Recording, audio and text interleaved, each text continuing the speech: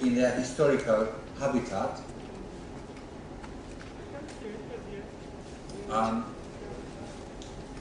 The theory of the Aryan invasion, or as it is now called, immigration, states that at some unspecified time, the Indo-Iranians, who formed then one unit, moved from Kurgan, which is the South Russian or Pontic steppe. They moved down by the Caucasus Mountains, through Iran.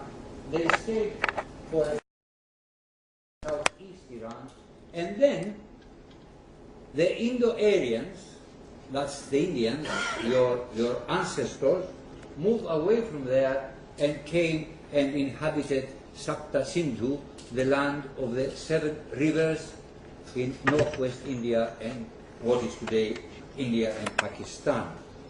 And there you have, in fact, the languages and the main idea about the Aryan invasion theory. This happened around about 1700 or 1500. Now, any sensible person will ask, how was the Sapta Sindhu Aryanized, Sanskritized? Because the theory changed after 1995 and became, in the West, they say that this immigration happened over a long period of time, several years, perhaps 200 years, with small waves of Aryans coming into that area, which we call Sapta Sindhu. Now, around about 3700, the Harappan culture was beginning to arise in that area, in Saraswati and the Indus valleys.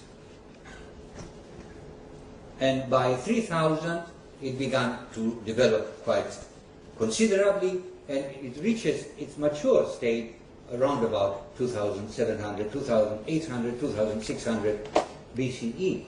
Now, how could very small waves of people, 200, 100, 300, small waves that left no archaeological traces whatsoever, how could they Aryanize that area? That area is as large as France and Germany put together. So how was Sanskrit spread all over that area? There was no Ministry of Education, there were no mass media. So how did this happen? These are questions that are not answered by the AIT. They just talk glibly about it, they slide over it, they pass it on from one generation to another, but they never explain these things. And unfortunately, students are not sufficiently acute to question them and say, how does this happen?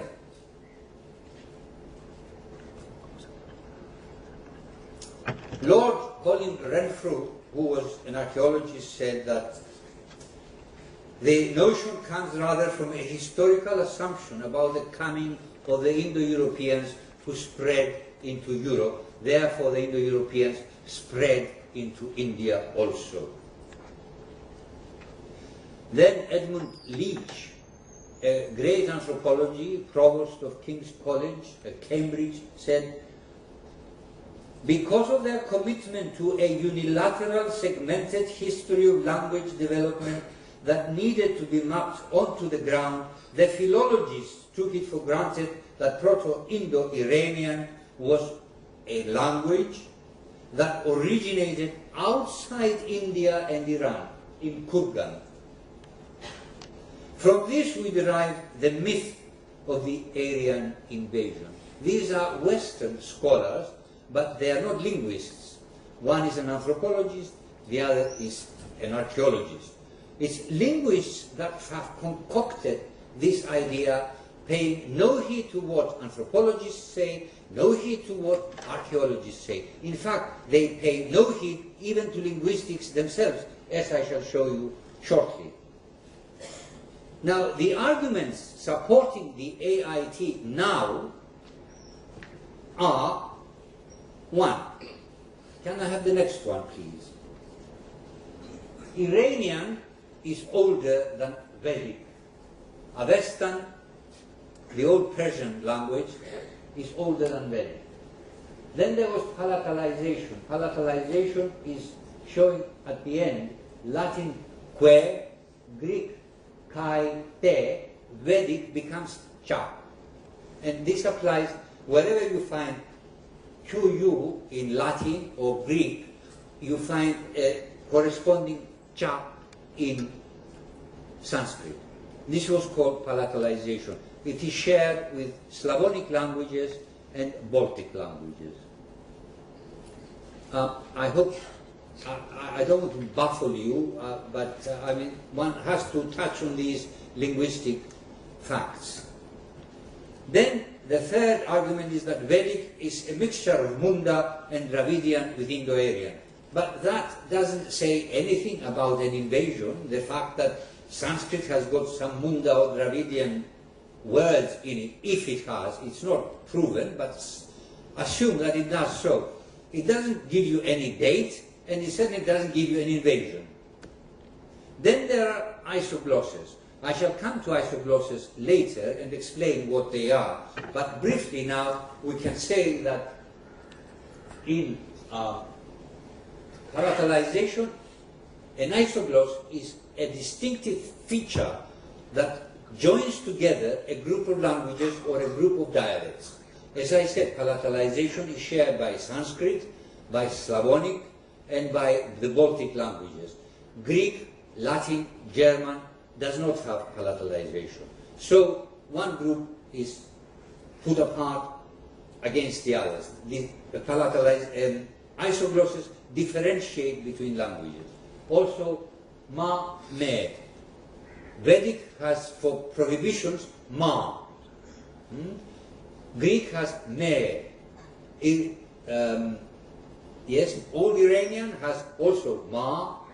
Armenian has mi, but Germanic has na. Slavic has na. Celtic has na. So again, we have an isogloss that separates different languages. The other great argument is horses and chariots. There are not enough horse remains in Harappan cities, the linguists say.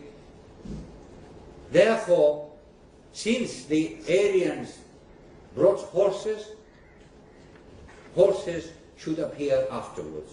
That's why we have very few horse remains in Harappan cities. Then chariots also are not there. Chariots were invented round about 18 or 1900 BCE, some at Andronovo and some at Egypt. Now, all this is utter and absolute nonsense. They don't have a leg to stand on, as I shall demonstrate shortly. Next one, please. Now, the Aryan immigration theory is supposed to be a linguistic one. It isn't. It did not start like that, and it had nothing to do with Aryans. Before, in the beginning of the 18th century, some Frenchmen and some English scholars tried to explain the peculiar caste system which they found in India. How does this come about? Now, if they looked at their own history, medieval history, they would have seen that there were castes in Europe as well, equally hereditary, not as pronounced, not as institutionalized as they are in India, but they were there. Anyway, they wanted an explanation. So what did they come up with? They came up with a sociological theory that the Egyptians invaded Sapta Sindhu and established themselves there. And the Egyptian priesthood became the Brahmanas, the Egyptian warriors became the Kshatriyas, and the native population became the Vaishyas and the Shudras. This, some thought it was not the Egyptians, it was the Sumerians. Even at that time, they couldn't agree between them. But anyway, well, there are the, I won't bother you with all these names, so I'll come to Max Müller, who actually introduced the linguistic element.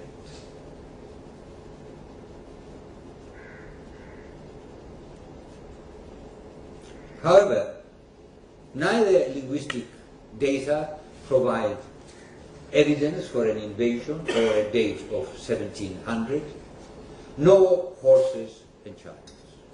Let's deal with horses first. Now, if the Aryans came in and brought horses, then after 1500 we should have masses of horse finds all over Sapta Sindhu. In fact, there is none. There are no significant archaeological finds of horse remains until these first centuries of the new current era, after Christ, in other words. Do you follow? There is no significant increase of horse remains anywhere. So how can we say that the Aryan invasion brought horses in? If they had brought horses in, there should be more, but there aren't. The same applies to chariots. Chariots, the first remains of chariots are from 300 BCE. We don't have any chariots before that. There are no finds archaeologically. Next one, please. Next one. Now, chariot translates the word ratha. Now, as you see, ratha is made from the dhatu r, which gives you the stem ra, plus the termination tha, and you've got other terminations, artha, ukta, gata, and so on. So ratha means a goer. It's a cart. It's something that moves on wheels. It has nothing to do with chariots as you see them in films in ancient Egypt or in ancient Rome or in ancient Greece. But the heritage of classical education made scholars in the 19th century translate the word ratha as chariot. In fact, anybody who knows Sanskrit and has studied MacDonnell's Vedic reader will notice that MacDonnell in his Vedic reader does not translate ratha not once as chariot. He always uses the word car. He was a sensible scholar. Now, the rathas are described as made of native timber. There they are. They are described as being pritu. Now, a war chariot is not pritu. It's a narrow box, big enough only to hold the charioteer and the warrior with his spear and his bow and arrows. That's all. So there were two places. But what do we find? The Vedic chariot is described as Trivandhura, 3 spaces. And there is one Ashtavandhura, 8 spaces. It's really a minibus. It carries a lot of people. It has nothing to do with war chariots at all. And when one reads the Rig Veda, one finds that chariots are drawn mostly by oxen. The one realistic description of a chariot race, as they call it, is Mudgala and Mudgalani. In the 10th mandala of the Rig Veda, their cart is drawn by a bull. Sometimes, very rarely, it's drawn by horses, and sometimes by birds. The Ashwin chariot in the sky is drawn by birds, and sometimes by antelopes. So it has nothing to do with war chariots as are known in the West.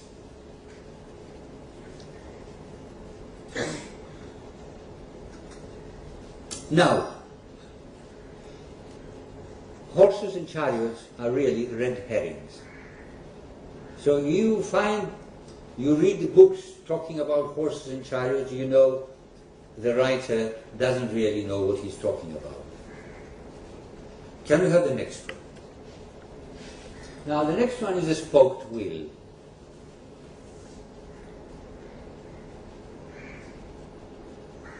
For a long time, Western mainstreamers were shouting out, there are no spoked wheels in Sabta Sindhu, in the Harappan culture. But in fact, they discovered spoked wheels, first of all on the seal from Kalibangan, and that they were identified as spoked wheels by Pakkola, a Finnish scholar and archaeologist, who was an invasionist, in fact. And then they were found these wheels in Kalibangan and Rakhigarhi, which is a very common practice to form out of terracotta a wheel and then paint the spokes on it. They found them up in Romania, as far as Romania. So it's not just an Indian feature. Next one, please.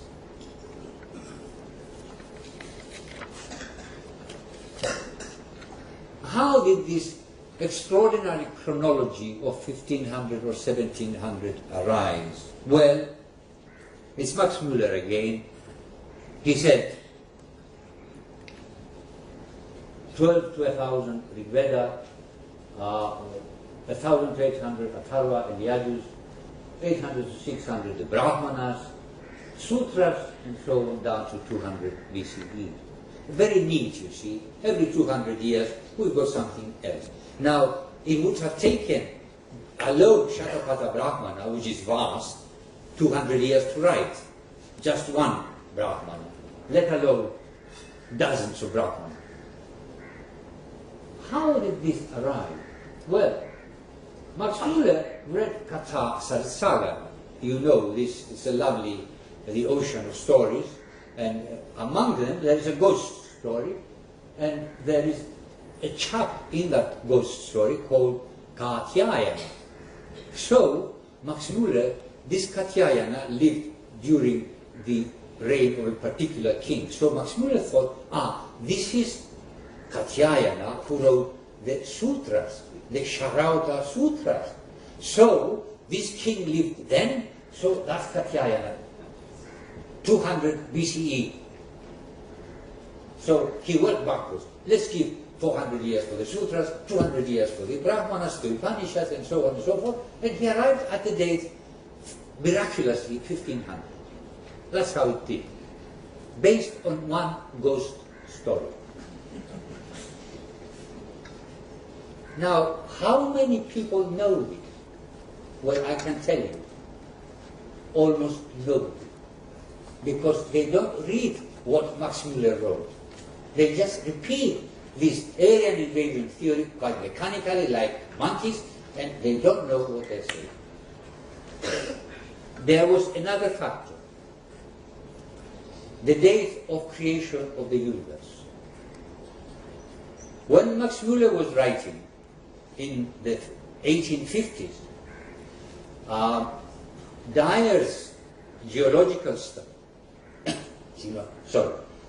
Dyer's geological studies had not yet gained currency, which he presented vast tracts of time.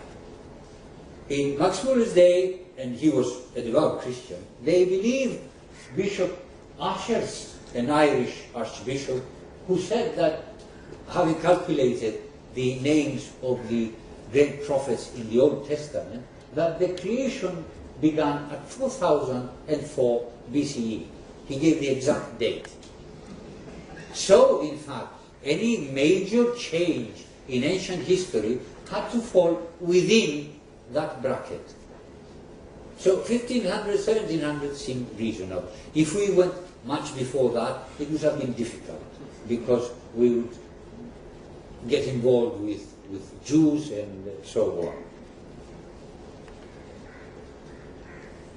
So this is really how this structure was built, on two fictions,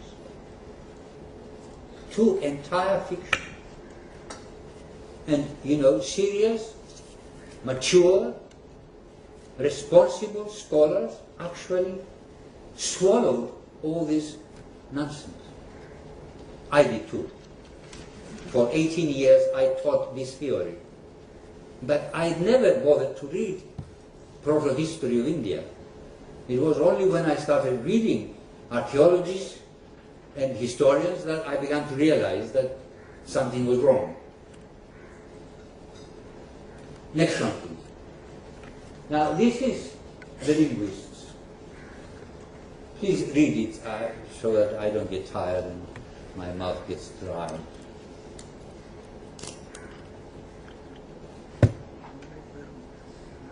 Well, there you have it. The article by George Davis in the Scientific American revolutionized Indology. There was no invasion. So the linguistic arrogance of these linguists was shown to be just that. Now, observe that Emenor talks about a linguistic doctrine. He talks about arguments. He does not talk about evidence, facts, data.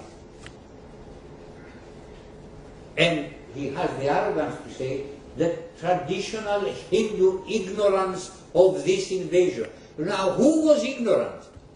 The Hindu tradition or he himself? And the same, of course, with Barrow. Now, he was a great Sanskritist, Barrow, there's no doubt about it, but he was an awful historian.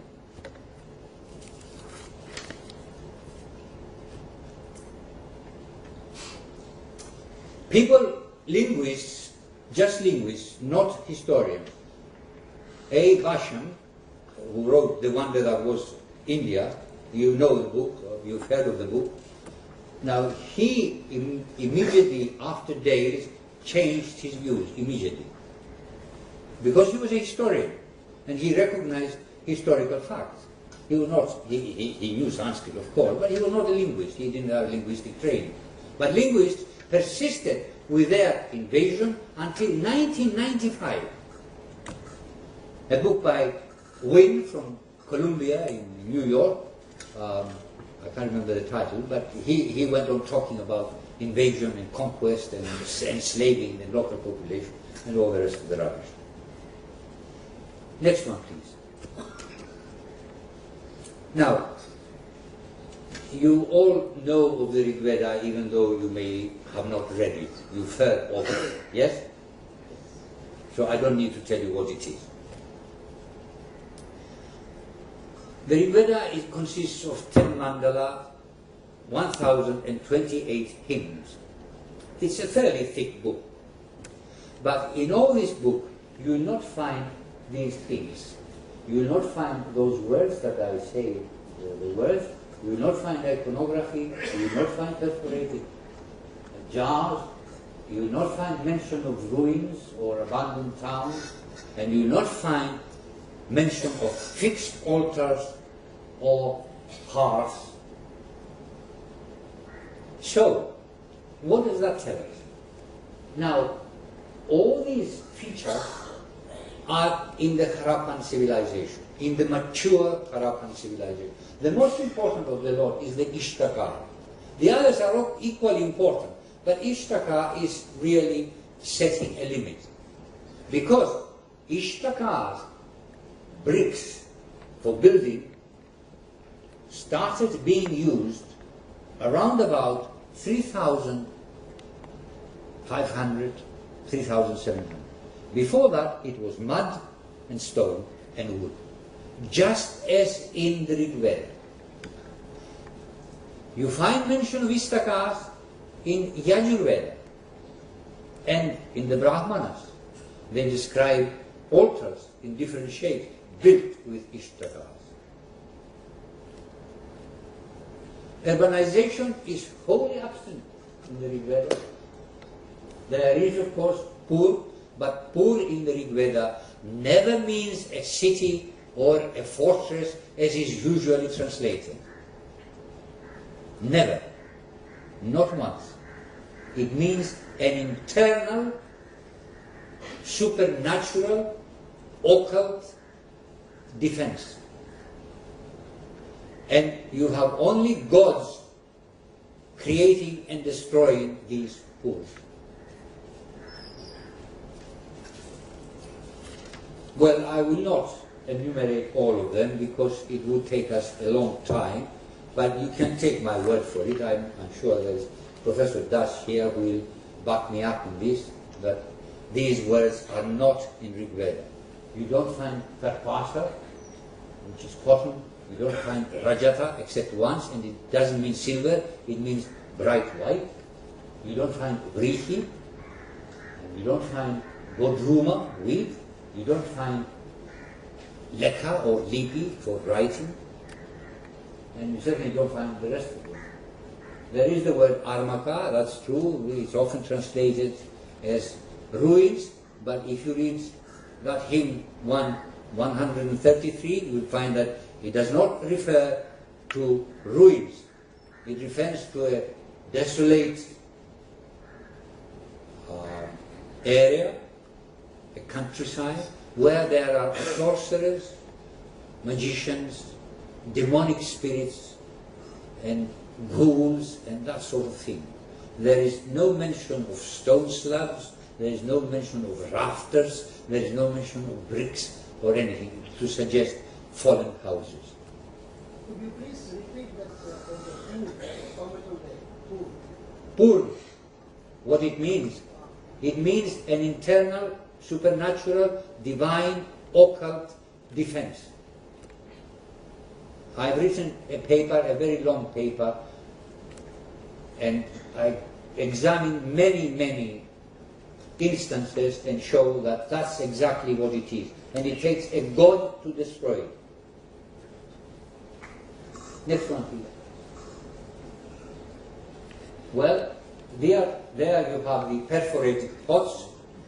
There's no mention of that in the Rig Veda, but there's plenty of it in Shatapara Brahmana.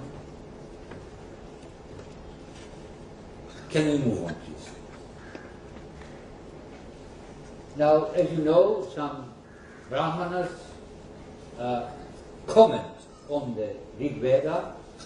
The Rig Veda refers very sparsely to various events, historical events, mythological events, we don't know, but we don't really know what's going on. And Brahmanas come along later and give us the story. So you've got the story of Shunashepa, which is mentioned in 2 or 3 verses only in the Rig Veda, but Aitareya Brahmana gives you the whole story, how the father offered his son as sacrifice, but the son, Shunashepa, gained the favor of the god Agni and was spared by god Varuna, and so on. Then you have the Pururavas and Durvashi, that beautiful hymn, a dialogue between the king Pururavas and the beautiful Apsaras Urvashi. But again, we don't know what the background is, we don't know what the plot of the story is, but Shatapatha Brahmana comes along and tells us the story, and later on Kalidasa wrote his magnificent play Vikramorvashiyam. Then there are many stories in the Rig Veda that we know absolutely nothing about. There was, for instance, the story of Bhuju. He's mentioned as being lost at sea, and the Ashwins come along with their chariot, they pick him up. You see, I've grown used to using the word chariot myself. With their car, they pick him up and drive him to dry land. What's the date of the Brahmanas? Now, why would the Brahmanas feel the need to fill in all these stories? Well, there's only one reason really you do that. You start writing down something when you feel that it's being lost. So by the time of the Brahmanas, these stories were lost. That's why you don't have anything about Buju. But the other stories, something remained and the Brahmanas preserved it. Now, when is the date of the Brahmana? Well, various calculations have been done. Narahari Achar, the professor of astrophysics in Memphis, United States, places them around about 3000. There was another scholar, Raghavan, he 60 years later, no, what was it,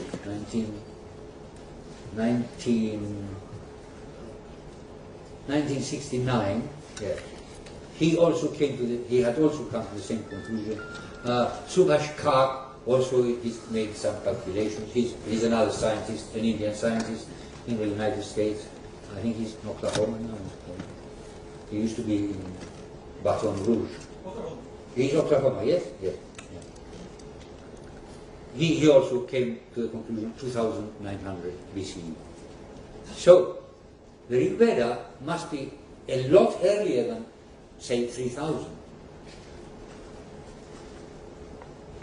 Let's look at the Brihadaranyaka Upanishad.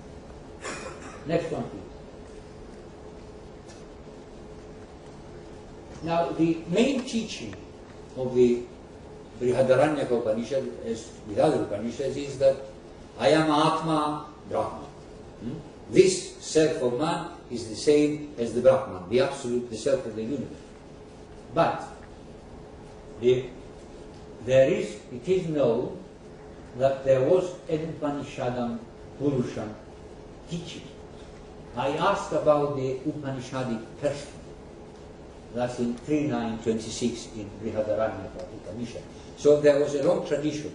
The Brihadaranyaka appears as a unified Upanishad, but in fact, after book 2, there is a list of teachers. After book 4, there is another list of teachers, and after book 6, there is another list of teachers, which suggests that there were 3 different traditions that were joined up and formed the unified Upanishad that we know today.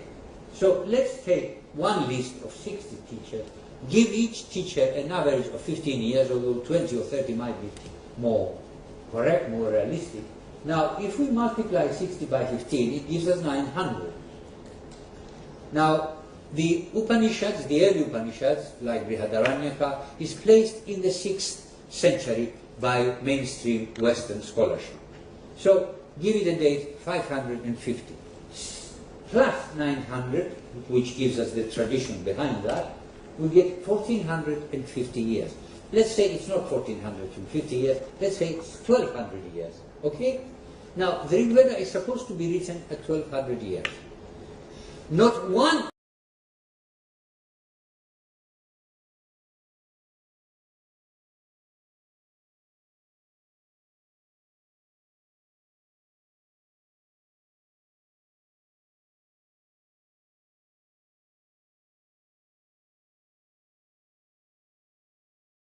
in their historical habitat.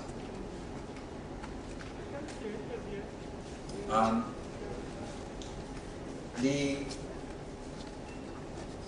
theory of the Aryan invasion, or as it is now called, immigration, states that at some unspecified time, the Indo-Iranians, who formed then one unit, moved from Kurgan, which is the South Russian or Pontic steppe.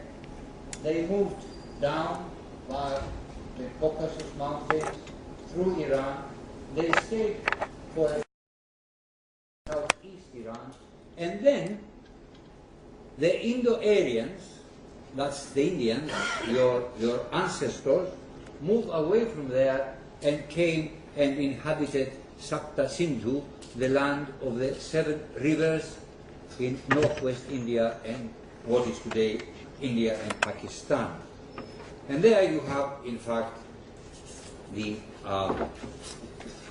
languages and the main idea about the Aryan invasion theory. This happened around about 1700 or 1500.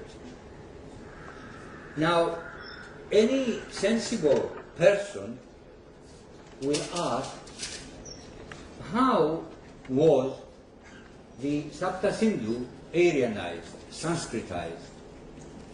Because the theory changed after 1995 and became, in the West, they say that this immigration happened over a long period of time, several years, perhaps 200 years, with small waves of Aryans coming into that area, which we call Sapta Sindhu. Now, around about 3700, the Harappan culture was beginning to arise in that area, in Saraswati and the Indus valleys. And by 3000, it began to develop quite considerably, and it reaches its mature state around about 2700, 2800, 2600 BCE. Now, how could very small waves of people, 200, 100, 300, small waves, the notion comes rather from a historical assumption about the coming of the Indo-Europeans who spread into Europe. Therefore, the Indo-Europeans spread into India also. Then Edmund Leach, a great anthropology, provost of King's College at Cambridge, said, because of their commitment to a unilateral segmented history of language development that needed to be mapped onto the ground, the philologists took it for granted that Proto-Indo-Iranian was a language that originated outside India and Iran, in Kurgan. From this we derive the myth of the Aryan invasion. These are Western scholars, but they are not linguists. One is an anthropologist, the other is an archaeologist. It's linguists that have concocted this idea that left no archaeological traces whatsoever. How could they Aryanize that area? That area is as large as France and Germany put together. So how was Sanskrit spread all over that area? There was no Ministry of Education, there were no mass media. So how did this happen? These are questions that are not answered by the AIT. They just talk glibly about it, they slide over it, they pass it on from one generation to another, but they never explain these things. And unfortunately, students are not sufficiently acute to question them and say, how does this happen?